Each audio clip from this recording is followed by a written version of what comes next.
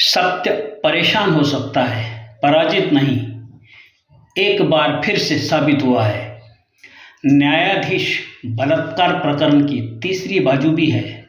एक वकील और दूसरे पत्रकार के जुबानी सुनिए। न्यायाधीश भारस्कर, इनके साथ मालेगांव में जो कुछ हुआ था उसके बारे में आप क्या जानते हैं? और आपने मालूमात मिली है कि आपने उस वक्त उनको बहुत सहकार्य किया था, हाई कोर्ट तक गए थे आप।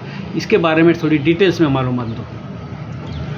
न्यायमूर्ति भारस्कर जो यहाँ पर सिविल जज सीनियर डिवीज़न करके थे और उनको गलत तरीके से ये सोच के अटकाया गया है, वो भी सिर्फ मौलाना मुफ्ती के कहने से। क्योंकि यहाँ पर जो रहते थे नासिक के जज साहब कुलकर्णी, इनके नाम पर रेस्ट हाउस में रूम बुक किया था और ये वहाँ पे थे।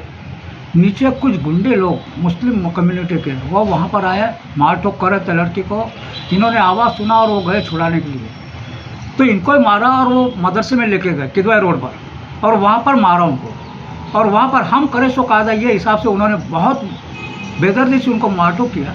मारठोक करने के बाद वो नूरजहाँ जिस लेडीज एडवोकेट थी उसको पुलिस स्टेशन में लेके गए। उसने बोला कि मुझे मराठी पढ़ते आता नहीं है, लिखते आता नहीं है, मैं फरियाद में सही करूँगी नहीं। तो राजवर्धन ने बोला कि लॉ एंड ऑर्डर मेंटेन करने के लिए आपको दस्तखत करना ही पड़ेगा। ज़बरदस्ती उसके दस्तखत करवाया। उसके बाद में केस इन्वेस्टिगेशन हो के केस दाखिल हुई। केस दाखिल होने के बाद एफआईआर रिक्वेस्ट होने के लिए हमने हाईकोर्ट में रिट पिटीशन दाखिल किया और हाईकोर्ट के जस्टिस साधना जाधव, इन्होंने उनके जजमेंट में ऐसा बोला है कि फिरियादी बोलती है मैंने फिरियाद दिया नहीं, मुझे मराठी पढ़ते लिखते आता नहीं है, और जिसने तपास का काम किया पीएसआई पिंगड़े, इन्होंने बोला ऐसे कोई वाकया हुआ नहीं है। तो ऐसे सब पूरी डिटेल देकर उन्होंने एफआईआर रिक्वेस्ट किया और वो केस चले बगैर ख़त्म हो गई। सेशन कोर्ट में वो केस चली ही नहीं। काउंटर केस जो दाखिल की थी वो उन्होंने मैनेज करके ख़त्म करवा दिया। और यहाँ पर जब जब भी उनको अड़चन आई है भारस्कर को, तो मैं और रामदास पगारे इन्होंने मिल के उनको फुल पहले से लेकर आखिर तक सपोर्ट किया और आगे भी करते रहेंगे। अभी राज्य आयोग ने एक कमेटी ने भी थी, वो आयोग के सामने केस चली और वो जो एप्लीकेशन था वो भारस्कर ने किया था, वो उसको मंजूर हुआ। और राज्य भी शासन ने राज्य आयोग ने ऐसा फैसला दिया है कि ये जो भी राजवर्धन है, पवल है, तड़वी है और दो इन्वेस्टिगेटिंग ऑफिसर को मदद करने वाले, वो सब की जांच होकर अगर वो दोषी पाए जाते हैं तो उनके ऊपर एफआईआर दर्ज करो। इनको बिना वजह परेशान कर, मागासवर्गीय आदमी को परेशान करने का यही एक मकसद था उनका। और ये मकसद को सामने रखते हुए उन्होंने मागासवर्गीय आदमी को हरेस करके झूठा केस दाखिल किया। और ये केस हाईकोर्ट के फैसले से साबित होता है। आयोग ने जो फैसला दिया उसके अंदर भी लिखा हुआ है कि जिन्होंने गलत ऐसा कोई वाकया हुआ ही नहीं, फिरियाद दिया नहीं, तो केस बनी कहाँ से? उसका मकसद जो था मुस्लिम कम्युनिटी को सामने आ गया। अभी अभी तुमने मौलाना लिया, उसका इस केस में संबंध तो था, लेकिन क्या कोर्ट में ये बात सामने आई थी? ये बात छुपा के रखी गई क्योंकि पुलिसों को उन्होंने मैनेज किया था, इसके वजह से वो सामने आई नहीं। पर यहाँ पर अपन दोनों कुछ हिंदुत्ववादी नेताओं के साथ मिलकर भारस्कर को मदद करने की अपेक्षा की थी, उसके बारे में क्या कहना है?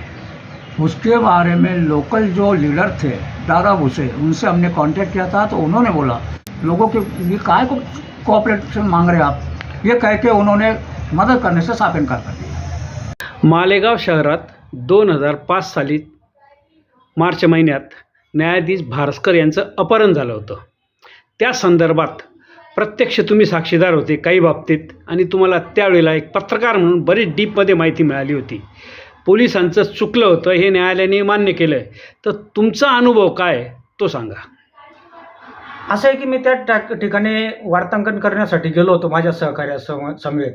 त्यावेळेस माहिती पडलं होतं की या ठिकाणी एका न्यायाधीशाला आणि विशिष्ट समाजातील एक महिला वकिलाला अपहरण करून किदवाई रोडवरच्या एका मशिदीच्या आतमध्ये ठेवण्यात आलेलं होतं। म्हणजे अपहरण झालं होतं, बंधक बनवून ठेवण्यात आलेलं होतं आणि बाहेर प्रचंड मोठ्या प्रमाणात मॉब जमा झालेला होता। त्यावेळेस तो मॉब नियंत्रणाबाहेर होता। पोलिसांनी ज्या पद्धतीने ते हाताळायला पाहिजे होतं तसं हाताळलं ते प्रकरण। याला कारण असं आहे की काही जे यापूर्वी मालेगावमध्ये ज्यांनी सर्व्हिस केलेली आहे अशी अधिकारी यांनी एक भाऊ करून ठेवलेला होता. कायदा आणि सुव्यवस्थेच्या नावाखाली सतत ते मालेगावला म्हणजे एका समाजाच्या प्रती दबावाखाली त्यांनी काम करत आले आणि ही घटना जी हाताळताना त्यांनी अक्षम्य अशी चूक केलेली आहे की वस्तुस्थिती नसताना तो सदर जे न्यायाधीश होते यांच्या विरोधात केवळ दबावापोटी बलात्कारासारखा गंभीर गुन्हा त्या ठिकाणी दाखल झालेला आहे. आणि आज जेव्हा न्यायालयात ती केस गेली आणि त्या ठिकाणी ते जे निकाल आले हे मला त्यावेळी जे अपेक्षित होतं म्हणजे समजत होतं तो प्रकार खोटा आहे तो आज खरा ठरलेला आहे. ते उघड झालेलं आहे आणि तसा त्याप्रमाणे तो निकाल आलेला आहे. यामध्ये एक गोष्ट मला नमूद करावीशी वाटते. ज्या टोळीने त्या न्यायाधीश आणि त्या महिला वकिलाचं अपहरण केलं होतं त्या ठिकाणून आणि एका मशिदीमध्ये आणून ठेवलेलं होतं म्हणजे त्याला एक समांतर न्यायालय म्हणता येईल. पोलीस स्टेशनला न घेऊन जाता त्या ठिकाणी ते घेऊन गेले आणि एक मौलानाच्या समांतर न्यायालयात ते नेण्यात आले. मला एक सांगा तुम्ही आधी की जेव्हा रेस्ट हाऊसवरून त्यांना उचलण्यात आले तिथली काय माहिती आहे नेमकी न्यायाधीशांनी त्या लोकांनी कशा पद्धतीने वर्तन केलं आहे? असं समजतंय की त्यांनी काही पैशांची मागणी केली होती, काही हत्यारे होतं त्यांच्याकडे, असं काही? अगदी बरोबर आहे. ज्या टोळीने त्या दोघांचं अपहरण केलं होतं त्या बाबतीत मला खूप माहिती मिळाली होती. नंतर माहिती काढली होती. मला असंही समजलं होतं की ती टोळी जी आहे मालेगाव शहराच्या बाहेरून म्हणजे हायवेला लागून काही हॉटेल्स आणि लॉज आहेत या ठिकाणी त्या टोळीने विशिष्ट समाजाच्या महिलांबरोबर काही अधिकाऱ्यांना रंगेहात पकडल्याचं असं एक चर्चा होती. पकडून त्यांच्याकडून मोठमोठ्या तोड्या केलेल्या होत्या आणि तोड्या केल्याची त्यांना ती सवय लागली होती आणि त्याच अँगलने ह्या प्रकरणाकडे देखील त्यांनी पाहिलं होतं आणि असं माहिती मिळाली होती की इथंही त्यांनी तोडीपाणी करण्याचा प्रयत्न केला होता. तोडीपाणी सक्सेस न झाल्यामुळे यांना थेट किदवई रोडच्या त्या मशिदीमध्ये आणण्यात आलं आणि त्या समांतर न्यायालयामध्ये त्या हजर करण्यात आलं होतं अशी मला ती माहिती मिळाली होती. पोलिसांनी नेहमीच कचखाऊपणा केलेला आहे मालेगाव शहरामध्ये. या प्रकरणात जर त्यांनी कठोर भूमिका घेऊन जर चांगला तपास केला असता तर वेगळं चित्र समोर आलं असतं आणि हे प्रकार जे हा गंभीर गुन्हा असा उघडकीस आला असता. यावेळी तुमच्यावरही हल्ला झाला होता प्राणघातक. तुमचा कॅमेराही फोडला होता काहीतरी 75,000 लाख रुपयाचा. त्याबद्दल काय सांगता येईल? अगदी बरोबर आहे. माझा तर काही दोष नसताना वार्ताहराने ज्या ठिकाणी काही घटना घडली असेल तिथं वार्तांकन करण्यासाठी जावंच लागतं आपल्याला आणि त्या ठिकाणी माझ्यावर हल्ला करण्यात आला आणि समाजाची बदनामी होती असं म्हणून तो माझ्यावर हल्ला करण्यात आला होता.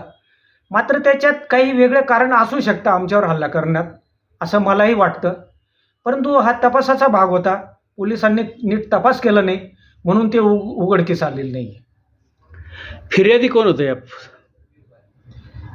बघा त्या न्यायाधीश आणि वकिलाच्या बाजूने तर फिर्यादी ते दुसरे होते पण आमच्या बाबतीत माझा सहकारी मुझफ्फर शेख हा फिर्यादी होता. मला असं वाटतं दुःखाने खेदाने बोलावंसं वाटतं की मलाही फिर्यादी होऊ दिलं असतं तर बरं झालं असतं असं मला वाटतं. शेवटी त्यांनी हे केलं असं तुम्हाला वाटतं का? नाही आता त्यांचा काय याच्यात काय स्टँड असेल मला नाही सांगता येणार. पण तुम्हाला असं वाटतं की मला सुरुवातीला माझा बचाव करण्यासाठी आले होते, बचाव करत होते ते आणि त्यांनाही काही लोक मारत होते. पण सुरुवात माझ्यापासून झाली होती. माझी मोठी आर्थिक हानी झाली होती त्यामुळे मला फिर्यादी होऊ द्यायला पाहिजे होतं असं मला वाटतं. मला रोखलं असं मी म्हणणार नाही परंतु मला न सांगता ती फिर्याद दिली गेली या गोष्टीचं दुःख वाटतं. त्या फिर्यादीचं तो वेगळा खटला होता त्याच्यावर निकालाचं लागला आहे का? नाही ते निकाल काय लागला नाही अद्यापर्यंत मला ते काही कळलेलं नाही. पण तुम्हाला साक्षी वगैरेला बोलवलं नाही का? नाही अजूनपर्यंत साक्षीला देखील बोलवण्यात आलेलं नाही. तारखा वगैरे काय ते माहीत नाही? काहीच नाही. गुन्हा दाखल झालाय का? पण कारण त्यामध्ये मी फिर्यादीच नाही आणि माझा जबाब देखील नोंदवण्यात आलेला नाही त्याच्यामुळे कदाचित मला साक्षीदार म्हणून पण बोलवलेलं नाही. या खटल्यात न्यायाधीशांची निर्दोष मुक्तता झाली. त्याच्यानंतर वरिष्ठ न्यायालयाच्या निदर्शनास असं आलं की हा सर्व त्यांच्यावर अन्याय झाला आहे, पोलिसांची बेकायदेशीर भूमिका होती, अजून पोलिसांच्या विरोधातही त्यांनी कारवाईचे आदेश दिले आणि आता त्याचा ताजा निकाल लागला आहे. याबद्दल तुमचं काय मत आहे? ते योग्य आहे का निर्णय? मला वाटतं यापासून पोलिसांनी धडा घेतला पाहिजे, कारण मालेगावला जे आहे ना, मालेगावकडे बघण्याचा दृष्टिकोन जो आहे पोलीस प्रशासनाचा, विशिष्ट समाजाची संख्या जास्त असल्यामुळे कायदा आणि सुव्यवस्थेची जास्त काळजी घेतली जाते. मात्र जी वस्तुस्थिती आहे ती दाबली जाते. याच्यामुळे पोलिसांनी यापासून धडा घेतला पाहिजे असं मला वाटतं.